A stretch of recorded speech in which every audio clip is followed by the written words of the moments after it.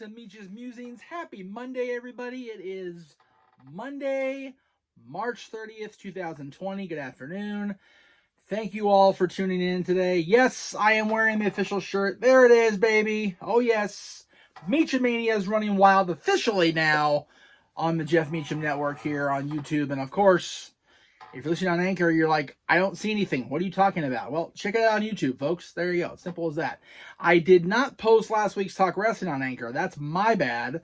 I realized that over the weekend, so I will endeavor to be better about that going forward. But I got so caught up in the mania, if you will, I guess is the best way to put it. I taped Talk Wrestling, and then I went out to, like I said, like a video, went out to take the trash out, and there it was on the doorstep, the package with the two MEACHAMANIA shirts. So, teespring.com/store/Jeff-Meacham-Network. There you go.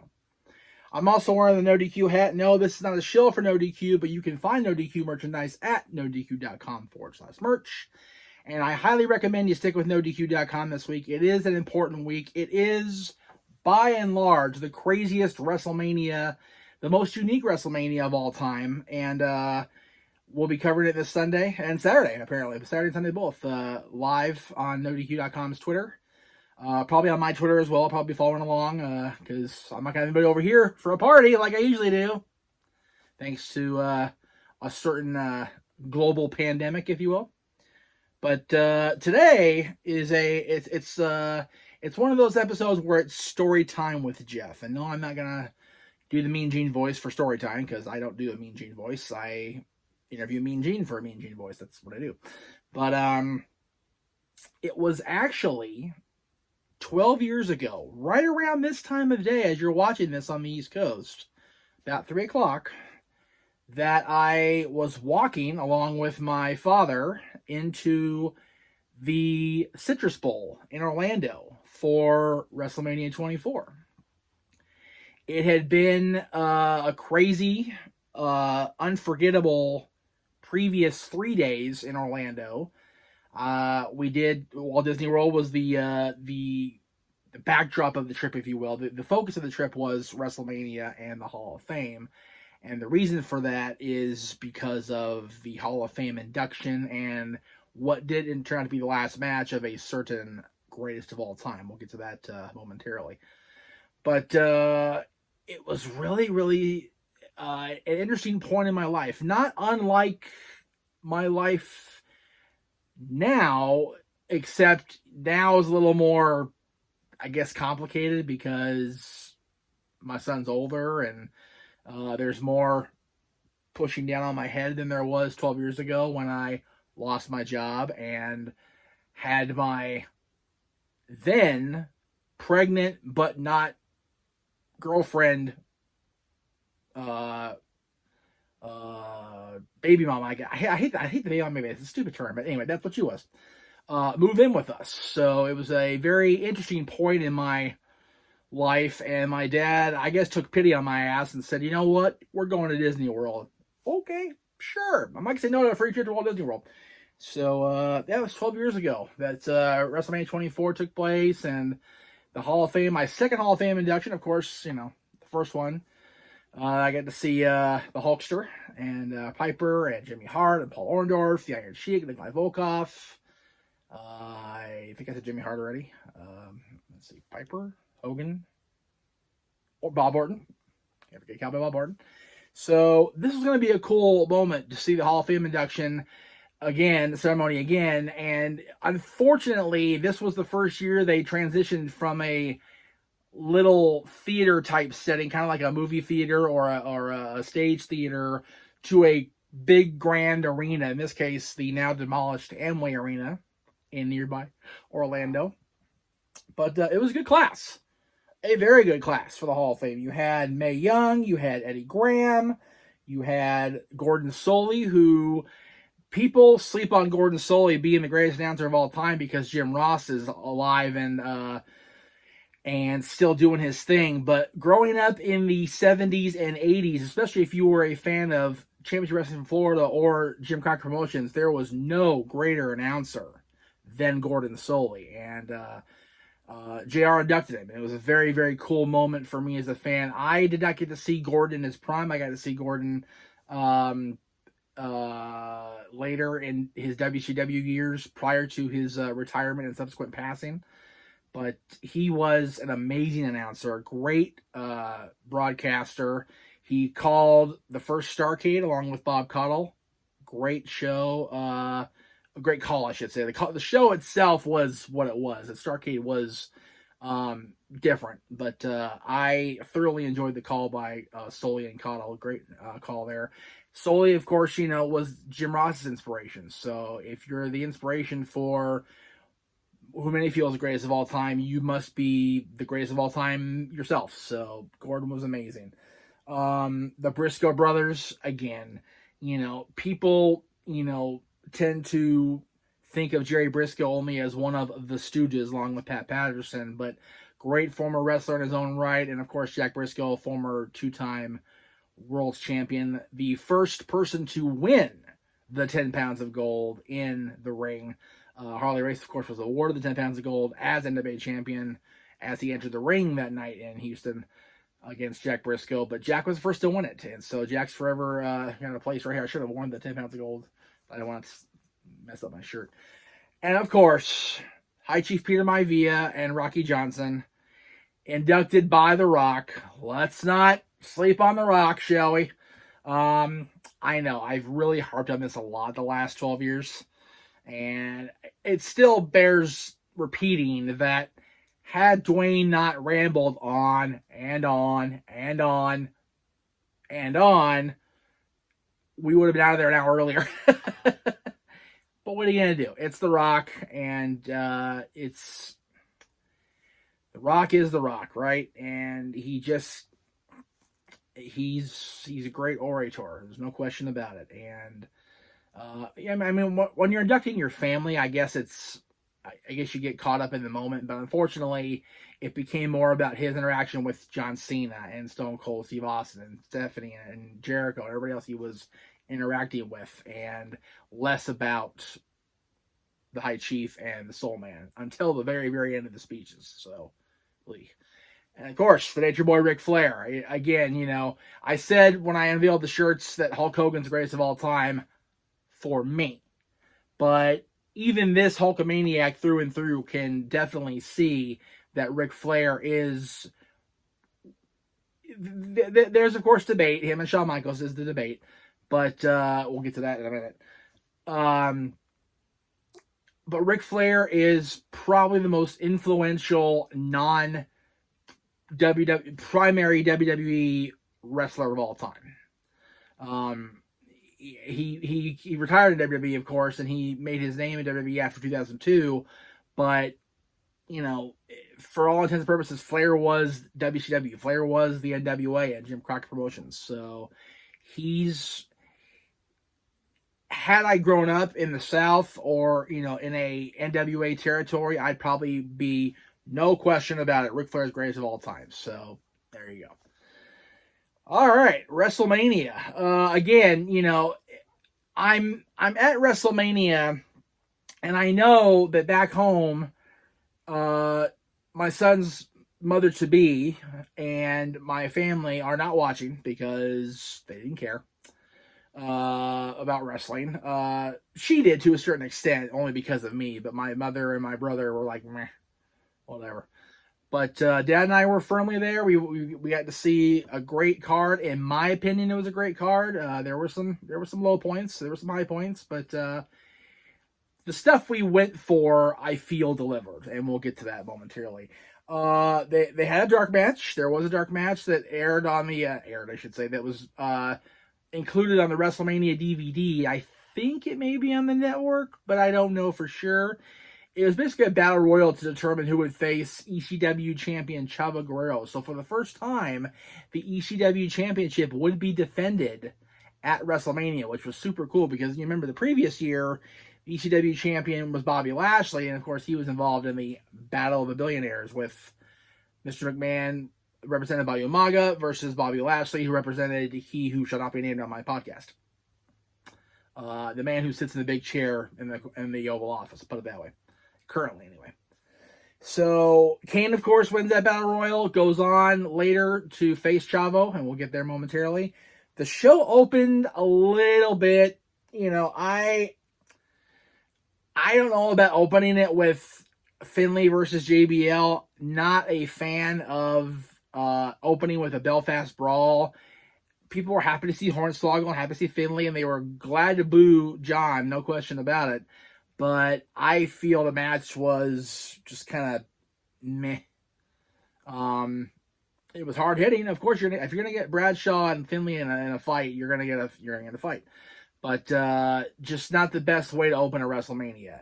The next match, however, more than made up for it. It was the 4th annual Money in the Bank ladder match. CM Punk wins the ladder match for the first time. The Money in the Bank ladder match. The spot I remember the most, there's a couple, of course, but the main one is, of course, John Morrison. Let's see, how did he climb? He climbed the turnbuckle and performed a moonsault onto the competitors outside the ring while holding the ladder against his chest. So John Morrison's got the ladder right here, and he moonsaults the entire rest of the field with the ladder in his hand. I had never seen that before, and I don't think I've seen it since. So once again, John Morrison being the innovator of offense, with all due respect to Chris Kanyon.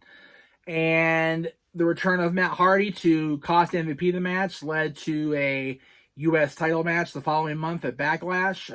Matt Hardy defeats MVP. MVP had been champion I think the entire year after beating Chris Benoit back at Judgment Day of 2007. So he reigned for almost a year, which was super cool for MVP. So there's that. The Fink brings it the Hall of Famers next. Again, we had just seen them the previous night at the Amway Arena, but it was cool to see the families and the participants that were still alive come out there and get their recognition on stage. Very, very cool. It was a wonderful moment to see Ric Flair's family get their moment in the sun too, because people forget. I mean, they did back then. They don't now, thanks to Charlotte. But back then, they really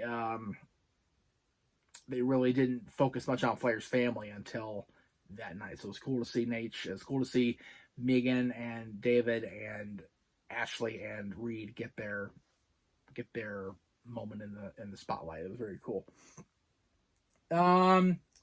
Batista Umaga, it was what it was. Again, it's a battle for brand supremacy. There were a lot of promotional matches on this card. Let's be honest. So, not surprised Batista won. Batista was still at that point had the rocket ship tied to his ass. So, and he was headed for the showdown with Cena at SummerSlam that year. So, to get him started on that road with a big win at WrestleMania, and Umaga, whose star pretty much commented to Earth after WrestleMania the previous year and the loss to Bobby Lashley. He fell from grace for sure, but it's again, is it really a WrestleMania match? Well, yeah, it's not WrestleMania, but is it WrestleMania worthy? I dispute that personally. Nothing against Dave, nothing against Eddie.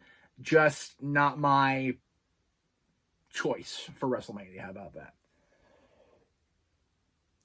I found this one funny. And I find it funny now looking back. In the moment, I was supremely pissed off. This great big bill for the ECW Championship match that Kane had won the Battle Royal to earn ends in more than 11 seconds.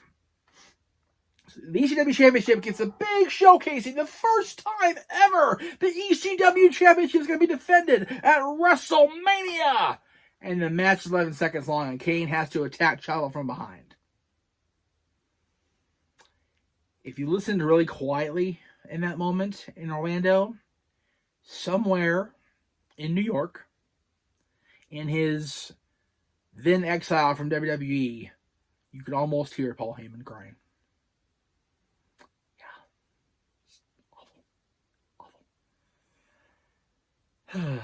Anyway, there was that. The main event matches, of course, were what they were.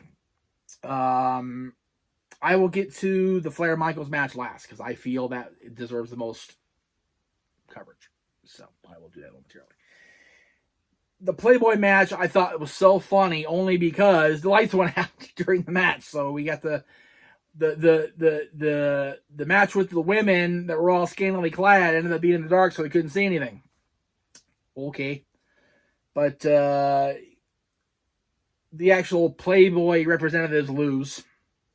It was, who was it? It was Maria and Ashley against Beth Phoenix and Melina.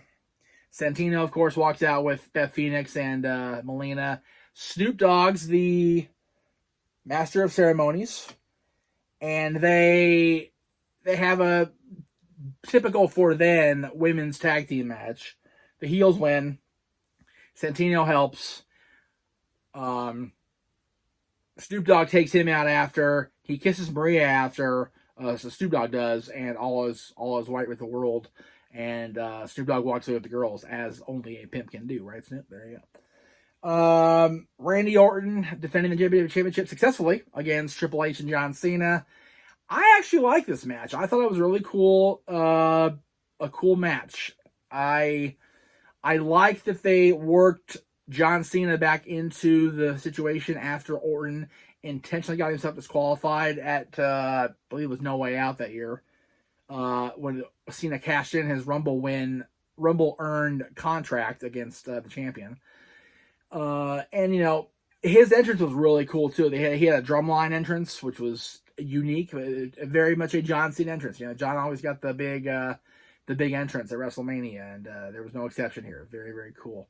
Everybody got their spots in. Everybody looked great.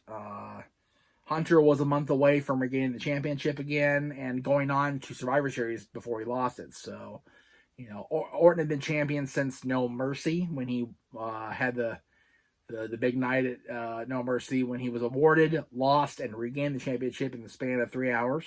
So Orton had been the man. So good for him. You know, he will be the man this weekend. You know, he's a featured player. So, as is John Cena.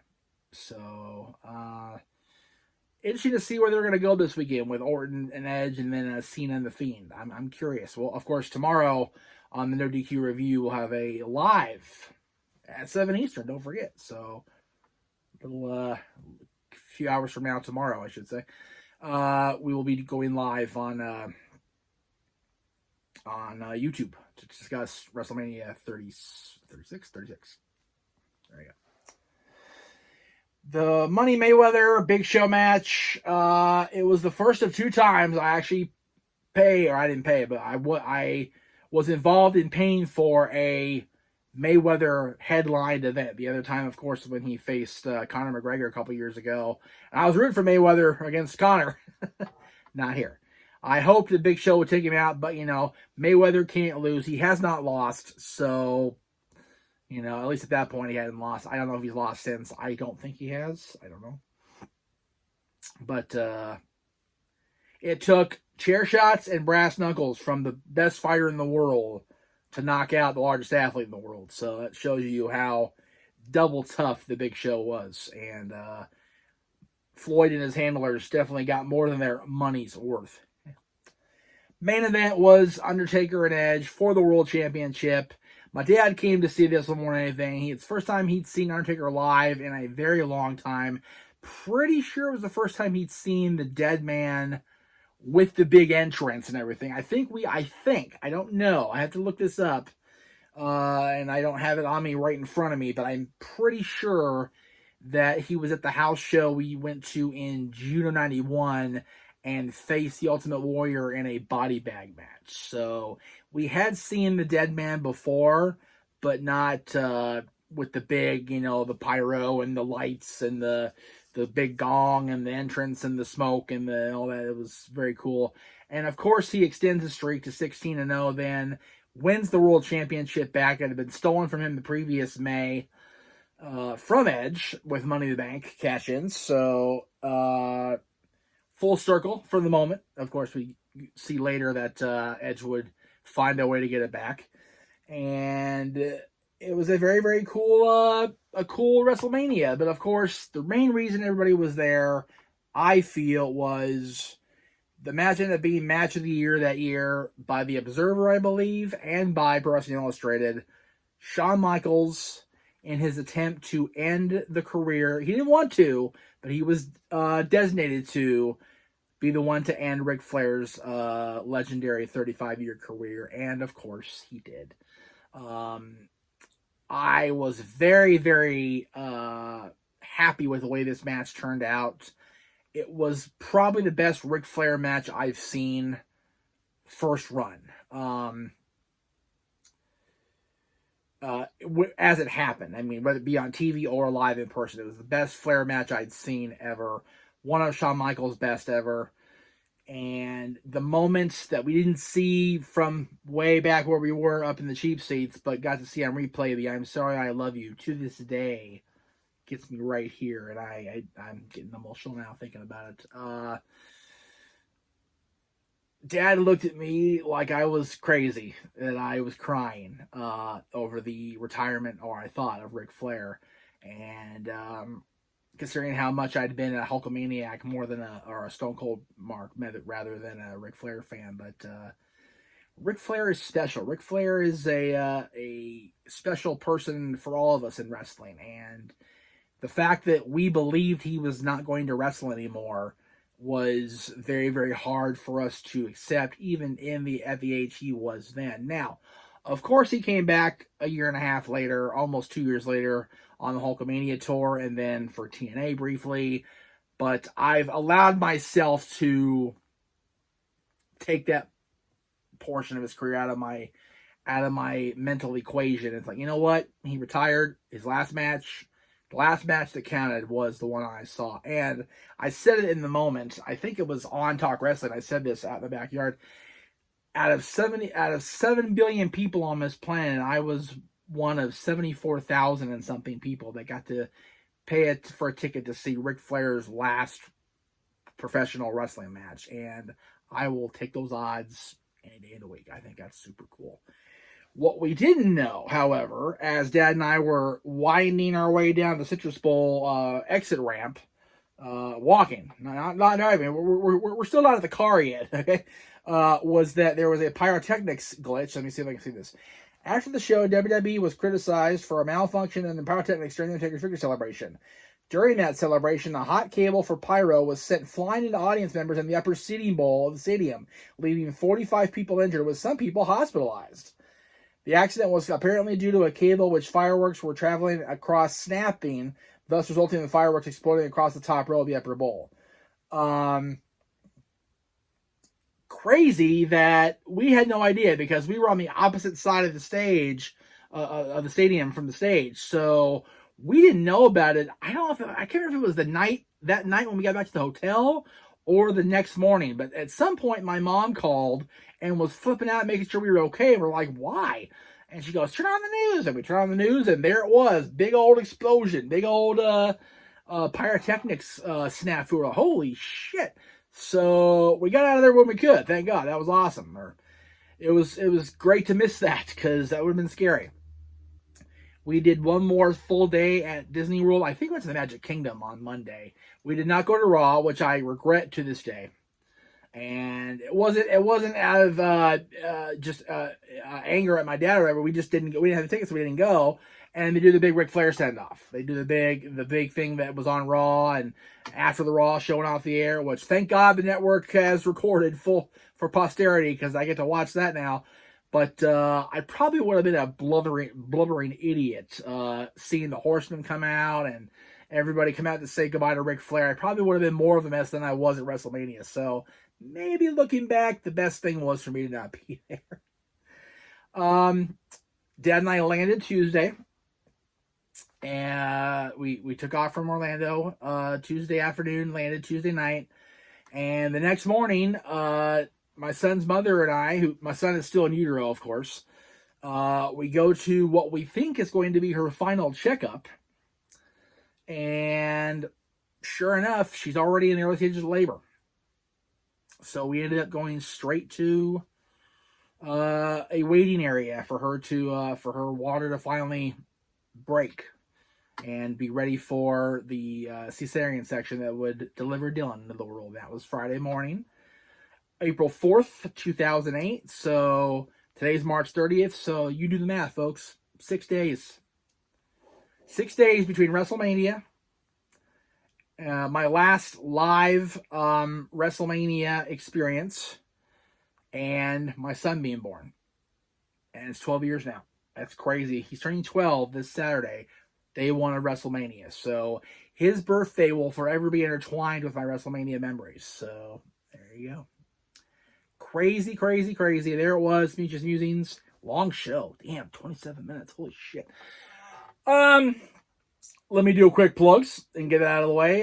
Tomorrow, live on Instagram, live on Twitter. You'll see the runner here momentarily. Live on WQ Review at 7 Eastern, 4 Pacific for WrestleMania predictions with Aaron and Virtue, and I believe Greg Cherry's going to be on with us tomorrow. That'll be cool to see Greg.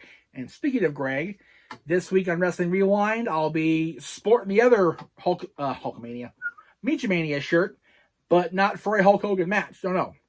We're watching probably the greatest Shawn Michaels, or the greatest early Shawn Michaels. No, okay, that's because the live match is there.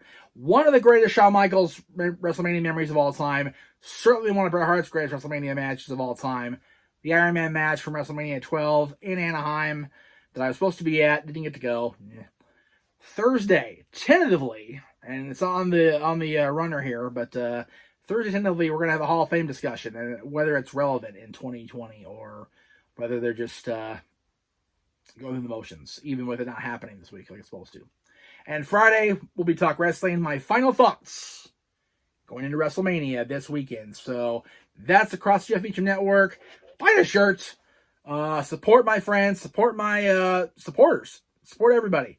Get out there and spend that money, folks. We will see you next week right here on Meach'S Musings.